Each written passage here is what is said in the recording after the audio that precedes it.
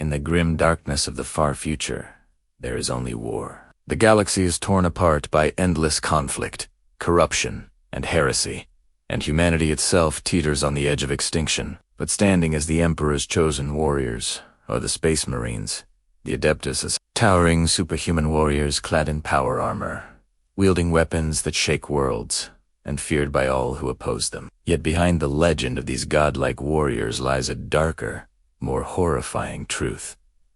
The process of becoming a Space Marine is not glory, it is suffering. It is transformation through blood, pain, and death. Today, we will step into that world and uncover what it's really like to be recruited into the Space Marines. It begins not with honor, but with fear. Imagine you are a boy, perhaps 10 or 12 years old.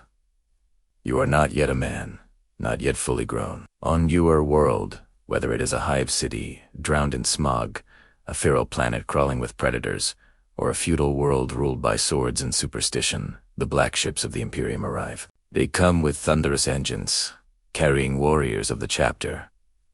When the Astartes come, children are gathered. Sometimes it is a voluntary offering, families proud to give their sons to the Emperor. Sometimes it is forced, with boys ripped from their homes by armored giants. You do not have a choice. You are chosen. From the very first moment, recruitment is a test. The Astartes do not take the weak, the frail, or the fearful. You are thrown into brutal trials combat against your peers, tests of endurance in poisonous environments, and challenges designed to break you. On some worlds, the test may be a simple fight to the death. On others, it may be surviving weeks in a desert with no food, or climbing a mountain where countless children have fallen before you. For every 100 boys that are taken, only a handful survive even this first stage. You do not feel honor, you feel terror, exhaustion, and the sharp taste of blood in your mouth. If you survive the trials, you are inducted as a neophyte. This is not the same as becoming a Space Marine. You are only at the beginning. What awaits you next is a ritual that will remake your body, piece by piece, until you are no longer human. The transformation requires 19 genetic implants each one, pushing your fragile human form closer to the godlike. But every implant is agony. Every step is a gamble with death. The first is the secondary heart, implanted deep into your chest. It gives you endurance, strength, and redundancy. If one heart fails, the other keeps you alive. The surgery is crude, performed not with gentle precision, but with the cold efficiency of apothecary surgeons' warriors, who are themselves Space Marines. Painkillers are a luxury you are not given. You are expected to endure, to prove your resilience. Then comes the osmedulla, a device that releases hormones to reshape your bones, making them denser, unbreakable. As it activates, your entire skeleton twists and reshapes itself. The pain is indescribable. Some neophytes scream until their throats tear. Some go mad. Others die as their bodies reject the implant. But if you survive, your body begins to change. Your skeleton grows stronger, your ribs fuse into an armored cage, and your frame becomes something beyond human. One by one, the organs are implanted, the biscopia, flooding your muscles with growth hormones until your strength multiplies tenfold. The hemastamin, rewriting the very chemistry of your blood. The Laraman's organ, allowing you to clot wounds instantly, turning what should be a fatal gash into a scar within minutes. The catalepsian node, stripping you of the need for sleep. The preomner, a stomach that neutralizes poison. The omophagia, allowing you to gain knowledge by consuming the flesh of your enemies. And Moich implants bruto, each one a trial that many will not survive. This process does not happen overnight.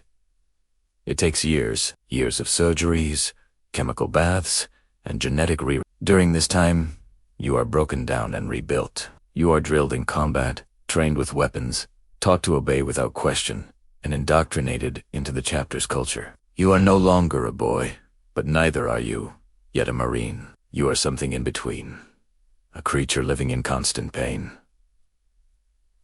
Half monstrous, half human.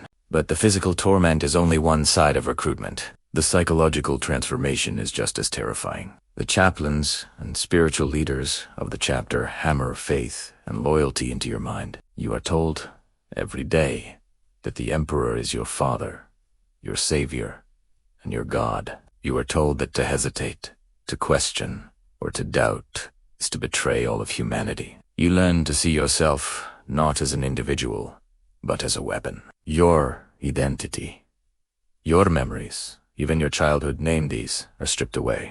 You no longer belong to your family, your world, or even yourself. You belong only to the chapter. And yet, despite this indoctrination, you must also cultivate a will of steel. For while obedience is demanded, weakness is despised. The Space Marines are not mindless drones. They are required to endure horrors that would shatter the sanity of ordinary men. You must learn to stare into the abyss, to look upon the alien, the heretic, and the demon without breaking. If you fail, you are cast aside. If you falter, are executed. Perhaps the most haunting part of recruitment is the hypno-indoctrination. The apothecaries and chaplains placed you into trance-like states, drilling knowledge, reflexes, and battle doctrine directly into your subconscious. Hours become days. Days become weeks. As you lie in a darkened chamber, visions and voices filling your mind, you are reprogrammed. You wake up knowing how to strip and reassemble a bolter, how to march in formation, how to recite the litanies of hatred. Sometimes you wake up screaming, your dreams filled with nightmares, not your own. By now, most of those who began with you are dead. Some failed the trials. Some rejected the implants. Some went mad. Out of hundreds, perhaps thousands, only a fraction remain. Those who survive are changed forever. Your body now towers over mortals, your muscles layered with superhuman density, your reflexes sharpened beyond comprehension. You are faster, stronger, and harder than any normal man could ever hope to be. You stand nearly 8 feet tall, your skin scarred from countless surgeries, your eyes enhanced to pierce the darkness, your ears tuned to the whispers of movement miles away. You are no longer human, but you are not yet complete. To become a true Space Marine, you must earn the right to wear power armor and take up the sacred bolt. This final trial is often the deadliest of all.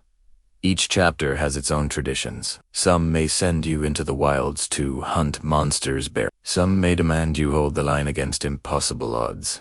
Others may require you to slay a prisoner or rival in ritual combat. Whatever the test, it is designed to push you beyond the limits of endurance. Only if you triumph are you accepted as a full battle brother of the Adeptus. And when that moment comes, when you kneel before your chapter master, clad in your new power armor, bearing the heraldry of your brothers, you are reborn.